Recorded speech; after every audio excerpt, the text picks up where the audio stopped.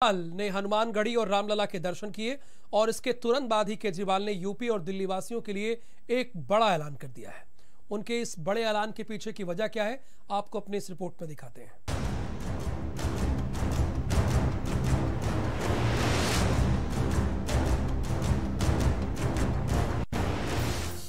चुनाव नजदीक है, तैयारियां तेज हैं और इसी कड़ी में दिल्ली के मुख्यमंत्री अरविंद केजरीवाल यूपी में सियासी जमीन तैयार करने के लिए 2 दिन के लिए अयोध्या दौरे पर आए। अयोध्या में हनुमानगढ़ी और रामलला के दर्शन भी किए और इसके तुरंत बाद अरविंद केजरीवाल ने चुनावी बाढ़ छोड़ते हुए यूपी वासियों से कहा कि अगर यूपी में हमारी सरकार बनती है तो प्रदेश के सभी लोगों को अयोध्या में रामलला के मुफ्त दर्शन कराए जाएंगे। उत्तर प्रदेश में अगर हमारी सरकार बनती है तो उत्तर प्रदेश में भी हम लोग सभी उत्तर प्रदेश वासियों को अयोध्या राम जी के दर्शन कराने के लिए सबका फ्री में अरेंजमेंट करेंगे, जैसे दिल्ली में हम लोगों ने किया है वैसे उत्तर प्रदेश के अंदर। इसके साथ ही दिल्ली वासियों के लिए भी फ्री अयोध्या यात्रा का ऐलान किया है।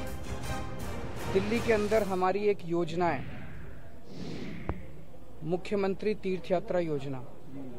उस योजना के तहत हम दिल्ली वासियों को तीर्थ यात्रा का फ्री में हम लोग उनको तीर्थ यात्रा करवाते हैं।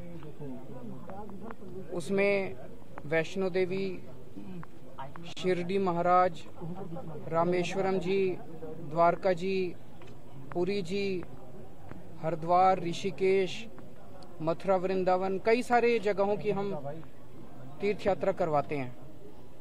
तो कल सुबह हमने स्पेशल कैबिनेट मीटिंग रखी है अपनी दिल्ली में 11 बजे। उसमें हम कल अयोध्या को भी उसमें ऐड करेंगे उस लिस्ट में। और अब दिल्ली के लोग राम जन्मभूमि अयोध्या आके यहाँ के भी दर्शन कर पाएंगे।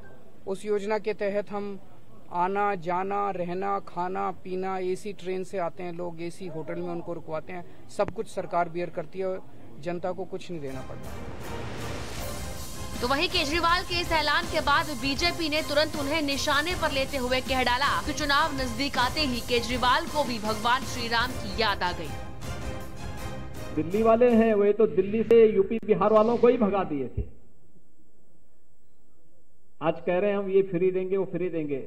अरे जब अवसर मिला था, जब लॉकडाउन लगा था, सबसे पहले उत्तर प्रदेश के वासियों को, उत्तर प्रदेश के नागरिकों को इन्होंने दिल्ली से भगाने का काम किया था। दिल्ली संभाल नहीं पाए, एक छोटी सी दिल्ली संभाल नहीं पाए। यूपी और बिहार के लोगों को दिल्ली से भगा दिए। और जब उत्तर प्रदेश विधानसभा का चुनाव आ रहा है तो उत्तर प्रदेश नजर आ रहा है। पहले भगवान राम को गाली देते थे, लेकिन आज जब लगता है कि अब राम के बगैर नैया पार होने वाली नहीं है, तब अयोध्या में राम जन्मभूमि में दर्शन करने भी आ रहे हैं। अच्छी बात है। राम के महत्व को, राम के अस्तित्व को कम से कम इन्होंने स्वीकार तो किया।